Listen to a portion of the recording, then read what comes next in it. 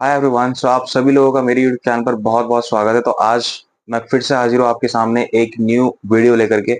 आज की इस वीडियो के अंदर हम सीखने जा रहे हैं प्रेजेंट परफेक्ट टेंस के अंदर एक स्पेशल टर्म जो कि शायद ही आपको किसी ने बताया होगा, और आपने इस टाइप के सेंटेंसेस जो है बहुत ज्यादा सुने होंगे अपनी डेली लाइफ के अंदर। तो आज की इस वीडियो के अंदर मैं आपको डिस्कस करने जा रहा हूँ। मैंने जब प्रेजेंट परफेक्ट टेंस बताया था आपको, तो उस वक्त मैंने आपको समझाया था कि इसके अंदर एक स्पेशल टर्म आते हैं, एक अलग टाइप के सेंटेंसेस होते हैं। तो जिसका लिंक मैंने बताया था कि आपको मैं आने वाली वीडियोस में दूंगा, या फिर आने वाली वीडियोस जो है उससे रिलेटेड होगी। तो आज की वीडियो के अंदर मैं उन्हीं सेंटेंस के बारे में बात करने जा रहा हूँ। तो चलिए ज्यादा टाइम वेस्ट किए शुरू करते हैं आज की अपनी वीडियो को।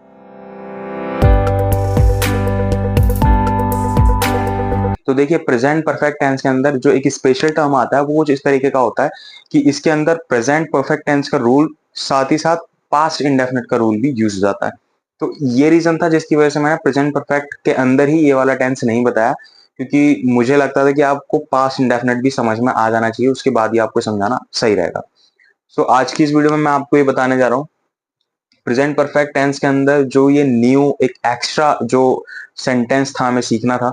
तो उसका मैंने एक रूल बनाया, हालांकि ऐसा कोई रूल है नहीं इंग्लिश के अंदर। मैं आपको क्लियर कर दूं, ऐसा कोई रूल है नहीं। ये रूल मैंने खुद से बनाया है आपको समझाने के लिए, ताकि आपको ये चीज क्लियर हो सके। तो देखो, प्रेजेंट परफेक्ट टेंस का जो सिंपली रूल था अफर्मेटिव का, वो क्या था? सब्जेक्ट प्लस हैज है प्लस वर्ब की थर्ड फॉर्म प्लस ऑब्जेक्ट, यही था। लेकिन अब हम क्या कर रहे हैं, ऑब्जेक्ट के साथ प्लस बिफोर ऐड कर रहे हैं। प्लस बिफोर प्लस दोबारा सब्जेक्ट प्लस वर्ब की सेकंड फॉर्म प्लस ऑब्जेक्ट। तो पीछे आप देखेंगे पास्ट इंडेफिनिट टेंस का रूल आ गया, अगर आप ध्यान से देखेंगे। सब्जेक्ट प्लस वर्ब की सेकंड फॉर्म प्लस ऑब्जेक्ट, इनके दो सेंटेंस के बीच में बिफोर क्या काम कर रहा है वो मैं आपको समझाता हूँ।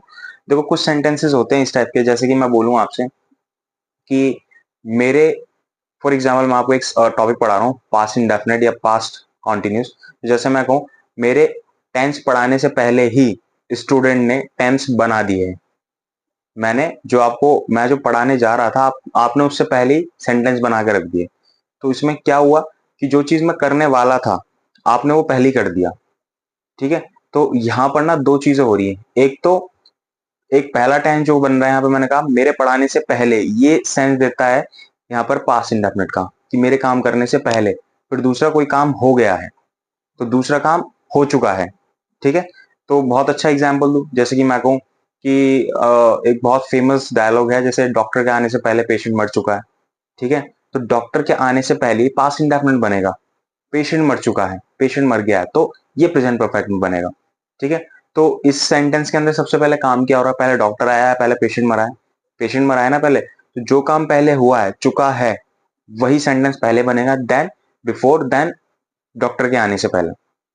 ठीक है। अब कुछ सेंटेंसेस में, जैसे मैं आपको बता दूं, कुछ सेंटेंसेस, इन वाले सेंटेंस के अंदर कुछ सेंटेंसेस ऐसे होंगे जिसमें वर्ब की थर्ड फॉर्म के बाद ऑब्जेक्ट नहीं होगा, डायरेक्ट बिफोर आ जाएगा। कुछ सेंटेंस ऐसे होंगे जिसमें ये वाला सेंटेंस तो पूरा ही होगा, वर्ब की थर्ड फॉर्म ऑब्जेक्ट तक होगा, लेकिन बिफोर के बाद सब्जेक्ट प्लस वर्ब पे ही खत्म हो जाएगा, सेंटेंस वर्ब की सेकंड फॉर्म पे खत्म हो जाएगा। तो ये ऑब्जेक्ट का होना ना होना डिपेंड करता है कि आप सेंटेंस कैसा बोल रहे हो। ठीक है। तो वो कोई वरी पॉइंट नहीं है। अगर ऑब्जेक्ट आ जाता है तो वो इसी तरीके से यूज हो जाएगा जैसे सेंटेंस लिखा हुआ है, आई मीन रूल लिखा हुआ है। और अगर ऑब्जेक्ट नहीं होगा तो कोई जरूरत नहीं है हमें। ठीक है। हम ज्यादा इसको कॉम्प्लिकेटेड ना बनाते हुए सबसे पहले देखते हैं अपना पहला सेंटेंस। तो यहाँ पे लिखा है डॉक्टर के आने से पहले मरीज मर चुका है। तो आप मुझे बताओ इसमें सबसे पहले क्या हो रहा है? पेशेंट मर गया है ना, मरीज मर चुका है। So the patient, according to rule, subject the patient, has में से हैज, क्योंकि एक ही पेशेंट है। अब वर्ब की थर्ड फॉर्म डाइड हो गया, द पेशेंट हैज डाइड। अब ये वाला रूल, देखो ऑब्जेक्ट यहाँ पर नहीं है, the patient has died verb की थर्ड फॉर्म पे खत्म हो गया। फिर ऑब्जेक्ट है ही नहीं तो हम लिखेंगे नहीं जबरदस्ती। फिर आते हैं बिफोर, बिफोर लगा दिया। डॉक्टर के आने से पहले के लिए बिफोर लगा दिया, डॉक्टर के आने। So the doctor before the doctor came, subject plus verb की सेकंड फॉर्म। मैं समझा रहा था वही चीज अब समझ में आई। यहाँ पर भी ऑब्जेक्ट नहीं है इस वाले सेंटेंस में, पीछे वाले रूल में भी ऑब्जेक्ट नहीं है, और आगे वाले सेंटेंस में भी ऑब्जेक्ट नहीं है। आप खुद चेक कर सकते हो। Subject has a plus verb, the patient has died, पीछे कुछ है ही नहीं सेंटेंस में। ठीक है। जो रूल हमने पढ़ा था पहले, ऑब्जेक्ट तो कुछ है ही नहीं, तो जब है नहीं तो लिखेंगे भी नहीं। बिफोर द डॉक्टर केम, यहाँ पर भी ऑब्जेक्ट कुछ है नहीं, तो जब है नहीं तो नहीं लिखेंगे। ठीक है। सेकंड है, मेरे बताने से पहले ही उसने काम कर दिया है। मैं उससे पहले कुछ बताता उसे, उससे पहले उसने काम कर दिया। और ये टेंस हम डेली लाइफ में बोलते हैं कि मेरे कुछ कहने से पहले ही वो निकल गया, ठीक बोलते हैं ना। मैं उससे पहले उससे कुछ कहता, वो निकल गया था, वो अपने घर चला गया था। ये तो पास्ट में हो गया कि उसने, इसको हम प्रेजेंट बना सकते हैं कि इससे पहले मैं उससे कुछ कहता, वो अपने घर निकल लिया, ठीक है, निकल चुका है। तो इस तरीके की चीज है। तो यहाँ पर है मेरे बताने से पहले उसने काम कर दिया है। सो पहले क्या हुआ, मैंने बता दिया है, फिर काम हुआ है। पहले काम हुआ है ना, कर दिया है, आ है, ई है, चुका है, चुकी है। सो उसने के लिए क्या लगाते हैं, उसने के लिए इंग्लिश क्या होती है, ही, ठीक है। अकॉर्डिंग टू रूल हैज, ही के साथ हैज लगता है। फिर क्या करा है उसने, काम कर दिया है, तो do did done, he has done the work. अब ये आ गया object, he has done the work, देख सकते हैं यहाँ पे, काम कर दिया है। तो ये वाली चीज यहाँ पर मेंशन कर रही है, मैच होगी, ठीक है। मेरे बताने से पहले, अब यहाँ पर मेरे बताने से पहले, तो यहाँ पर सिर्फ वर्ब पे सेंटेंस खत्म हो रहा है, बिफोर आई एक्सप्लेन, क्योंकि ऑब्जेक्ट नहीं है, किसे बताने से पहले, ठीक है, मेरे बताने से पहले, बिफोर आई एक्सप्लेन। सो उसने मेरे बताने से पहले उसने काम कर दिया है, इससे पहले कि मैं उसे कुछ बता पाता उसने काम कर दिया है। तो सेंटेंस इस तरीके से बना।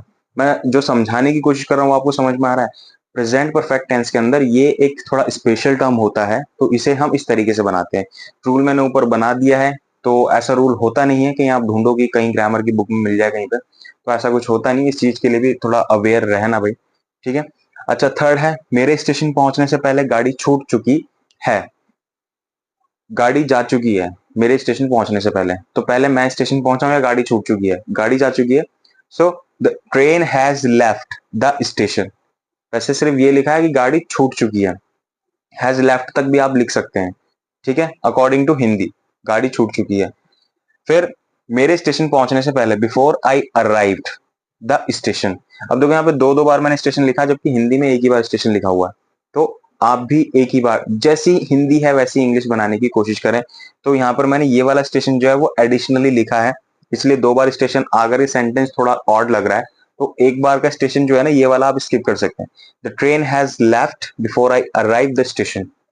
मेरे मतलब ट्रेन जो है वो जा चुकी है मेरे स्टेशन पहुंचने से पहले, ठीक है, क्योंकि यही हिंदी थी, ठीक है। मैंने यहाँ पर ये लगा दिया सिर्फ ऐसे ही, मुझे लगा शायद स्टेशन मैंने ऊपर पीछे वाले सेंटेंस में भी लिखा है। तो इस तरीके से आप सेंटेंस बनाएंगे।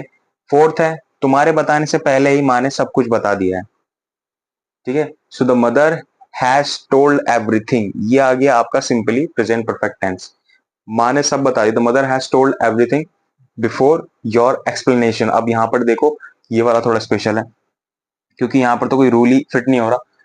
बिफोर के बाद हमने ये वाला जो रूल लिया है ना पीछे, वो पास इंडेफिनिट का है, लेकिन यहाँ पर चूंकि सब्जेक्ट ही क्लियर नहीं है, ये एक तरीके से ऑब्जेक्ट बोल सकते हैं हमें। तुम्हारे बताने से पहले का बिफोर लगाते, तुम्हारे बताने से, योर एक्सप्लेनेशन।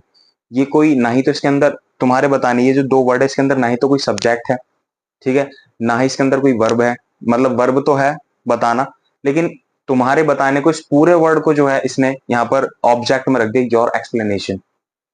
तो इस टाइप के भी कुछ सेंटेंसेस होते हैं। अब आप ये कहेंगे कि सर हमें कैसे पता चलेगा कि हम इसको इस तरीके से बनाएं, क्योंकि ये बहुत ही जो स्टार्टिंग लेवल के स्टूडेंट्स होंगे ना, जिनको जो बना रहे हैं, सेंटेंस सीख रहे हैं, उनको शायद प्रॉब्लम हो सकती है कि सर ऊपर तो आपने ये सारी चीजें बताई थी, यहाँ पर एंड में आपने योर एक्सप्लेनेशन पे क्यों खत्म कर दिया। क्योंकि देखो, आप इसका सेंटेंस बनाने की कोशिश करोगे ना तो बड़ा अजीब बनेगा।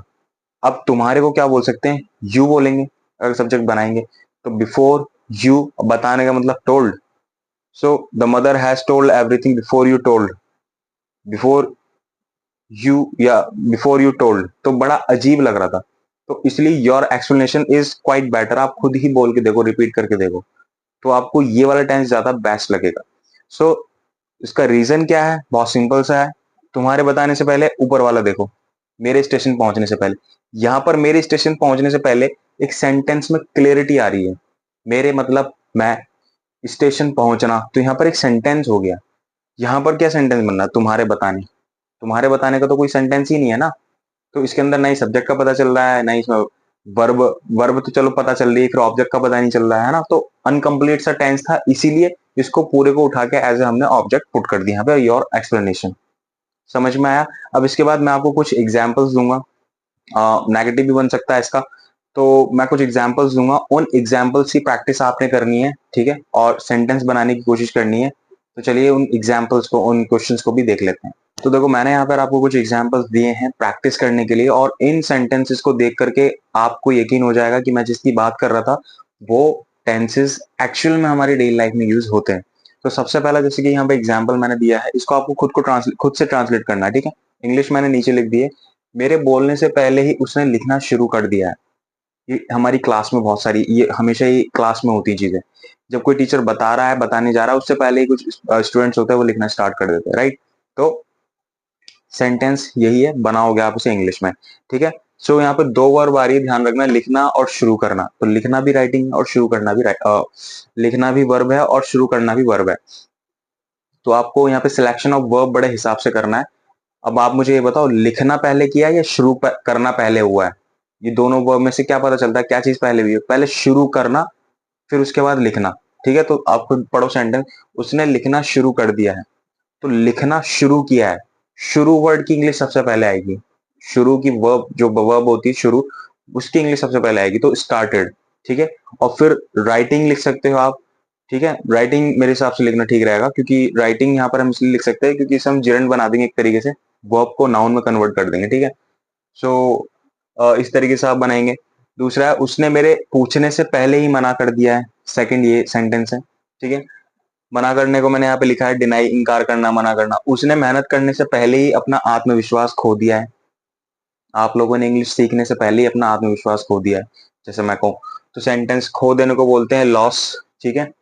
आत्मविश्वास को कॉन्फिडेंस या सेल्फ कॉन्फिडेंस बोल सकते हैं। उन्होंने हमारा निमंत्रण स्वीकार करने से पहले ही इनकार कर दिया है, मना कर दिया है, ठीक है। तो मैंने आपको ऑलरेडी बता दिया मना करने के लिए ये लिखी इंग्लिश।